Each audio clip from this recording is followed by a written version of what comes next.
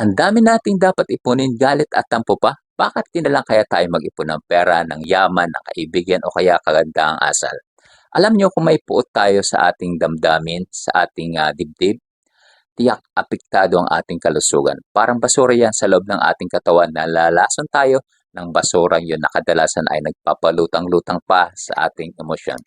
Oo, bawat isa sa atin ay nagagalit, napupuot, nasusuklam, naaasar, naiinis.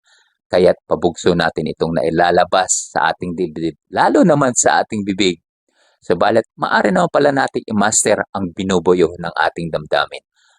Kaya pala natin itong dalhin ng maayos. Yung graceful ka pa kahit na high blood ka na. Preparasyon lang pala ang kailangan. Di lang sa kondisyon natin ang ating sarili, kundi inaasahan pa nating magkamali ang mga taong nasa paligid natin. Halimbawa sa bata, nangungulit, nagpapasaway, hindi ka na yung tipong nagugulat sa kanyang gawi at bigla na lang nating pagagalitan o kaya pompyangin.